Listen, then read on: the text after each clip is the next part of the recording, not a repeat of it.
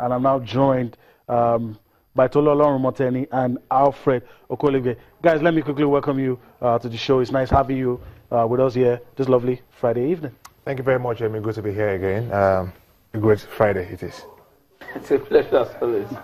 All right, let's talk about what just went down. The friendly match involving the Super Eagles ended 1-1. First minute of the game, Nigeria was already down by a goal. But let me ask you, how did you take the result? At some point, I lost interest. You know, it was 1-0. I checked at halftime, and as at the 45th minute, when I checked it, we were already down, as you said, to a first-minute penalty.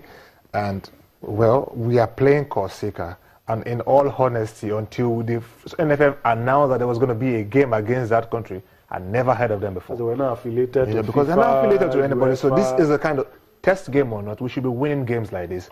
Over time, the highest scoring game the Super Eagles have had under coach Gennett Rohr is a 3-1 win over Algeria. We haven't come close to scoring that again. Last time the South Africans came to Nigeria and Uyo, they scored 2. We had to rally from behind to score. And we can't score 2 or more goals against Corsica. I am disappointed by the result. I don't know how the performance went because the game wasn't on TV, but I thought the guys should have done better. We should have seen more goals. We had Kelechi Iheanacho, Henry Onyekaru, who finished with 24 goals in the Belgian League this season, and Ahmed Musa. They all started the game. And we still had the guys like Al-Hassan Ibrahim from Nigeria, Mikel Agu and Etebo Oganekaru in the game. So it was more or less a good attacking side, and we can only manage to get a goal from the penalty spot in the 80th minute. I'm disappointed. I'll just call the guys on flags. This is a game where we had the full complement of the team. We had 16 players in camp. Of course, you know that the fact that you don't have the full complement of your team means that you are limited in what you can do. I see this as a test match for the Eagles.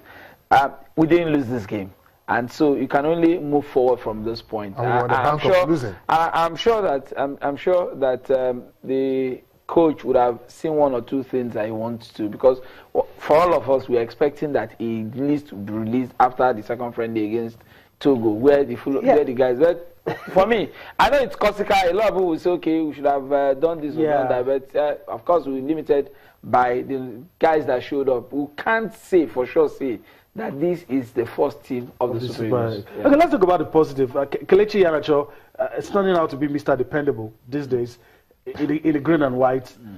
If anybody is going to get us a goal these days, Kelechi. I'm not so sure. Because the last 2 goals he's gotten for us are from the penalty spot. Penalties are goals at the end of the day. Yes, but you are playing 90 minutes and you're taking... We take confidence for a man to step up. We're not going to get penalties every game. He needs to get goals from open play. We played Senegal. We didn't get a goal from open play. We played Corsica. Yes, it is a test game. Yes, the team didn't have enough time to prepare. But hey, it is the Super Eagles, and there should be a level of expectation, test game or not. We should be able to place an expectation on the Super Eagles to win games like this convincingly. Remind us again that you can win a game 6-0, like you did against Liberia some years ago. So you're still not convinced? I am not convinced. This result be trusted as our goal-getter. If he needs penalties every time, I can't trust him. Alfred. For me, I just say for Kelechi, if you look at it, depending on somebody who didn't have a particularly good season in Manchester City, for me is a big worry. Because you look at the guys, they say, okay, for this Super Eagles team, we have the options going forward.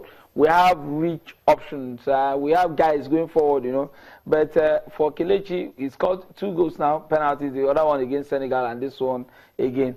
Like, one cannot make any informed judgment, if you ask me now, because we didn't see the game. Yeah, we only dependent on what comes through Twitter and the rest of them. We didn't see. If we had seen this game, we would have said, okay, even if they didn't win, for effort, this is how close they came. They were. Yeah. Okay. All right. So we just leave it at that. From the panel here, the result wasn't really satisfactory. That's the vibes that you can get from the analysis. All right, let's come home now. Let's take a look at the domestic league, the NPFL, Nigeria Professional Football League, fixtures for this weekend. Let's quickly run through. Guys, let me quickly run through this and pick out some of the matches you think the viewers should watch out for. Ifeanyi takes on Kano Pillars. Niger Tornadoes will take on MFM. Plateau United will take on Remo Stars. Remo Stars have been donating points of late. Gombe United take on Casina United. Lobby Stars take on Shooting Stars. Sunshine Stars take on Eyimba. El Kanami Warriors take on Rivers United. Abia Warriors will play against Rangers. Nasarawa United against Wiki Tourists. Aqua United against ABS. Let me start with you, Alfred. Games you think would be worth the while if I was close to any of these venues? Well, I'm looking at the FC Fanyuba Kano Pillars game. Kano Pillars, we know that was first game of the season. Some acrimony. Yes, that ended the way it did. And given for FC Fanyuba, they have their tails wagging now. Excellent result in Ibadan. 3-0. I want to see how they will consolidate at home. Kano Pillars have not been particularly good travelers. Another team that's looking for some form of revenge is Rangers. Rangers Abia Warriors.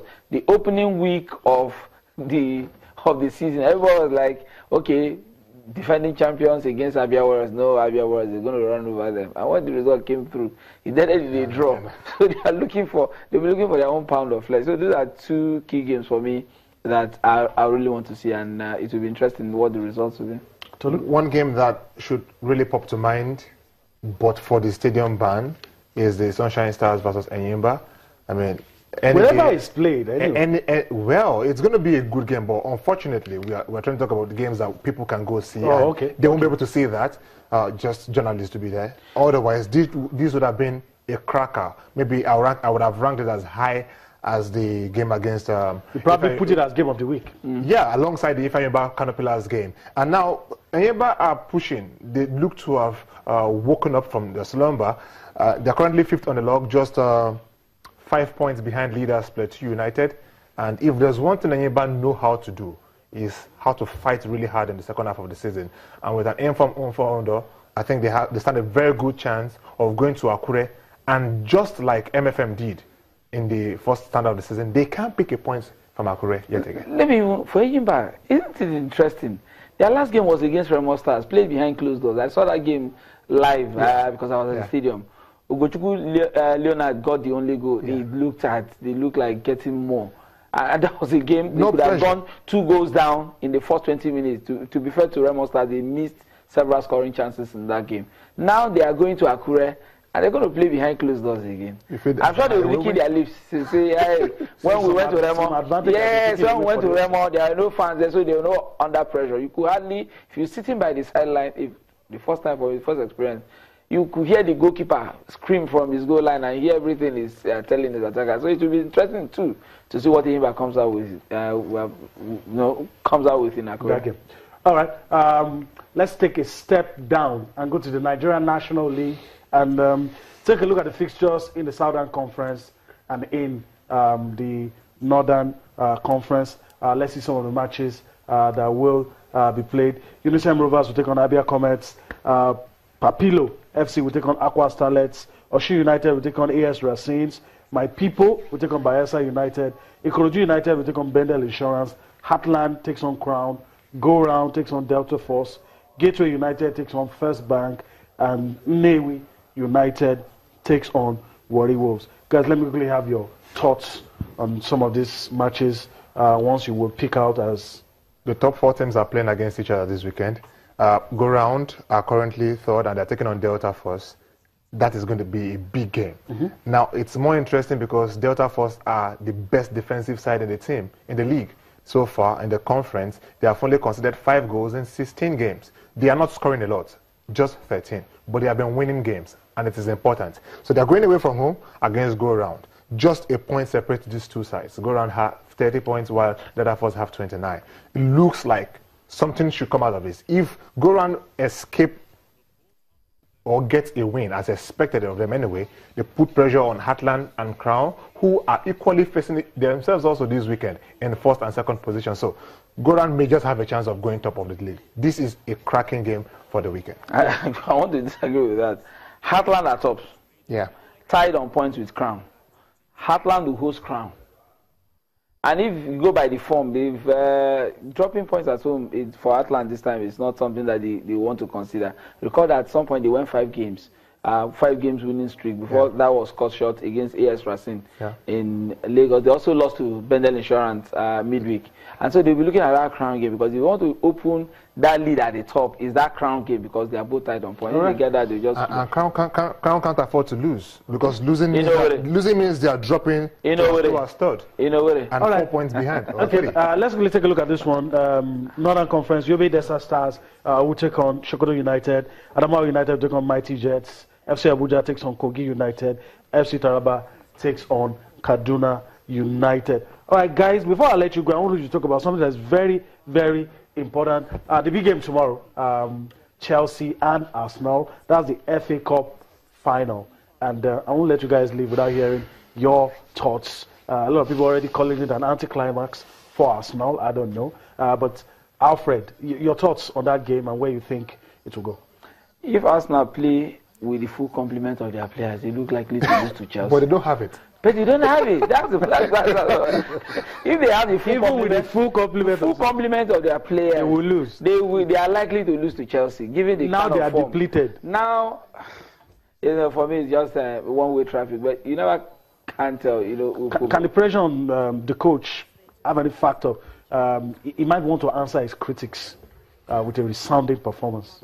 Look, I think one thing that stands in Arsenal's way is the fact that the last 3 Italian coaches that Chelsea have managed a double.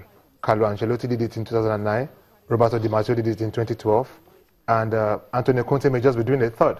Okay. Now the problem is, for Arsenal, they don't have 2 of their reliable centre-backs in Skodran Mustafi and Laurent Koscielny. They are probably going to replace them with Paul Mertesacker and Rob Holding. Rob Holding has been impressive lately, but Paul Mertesacker, he has barely gotten games all season. Okay. They have issues in the defense. I don't know how they're going to cope, and it will only take a bold decision for me to say Arsenal will win. You wish them well. But I can only wish them well. All right.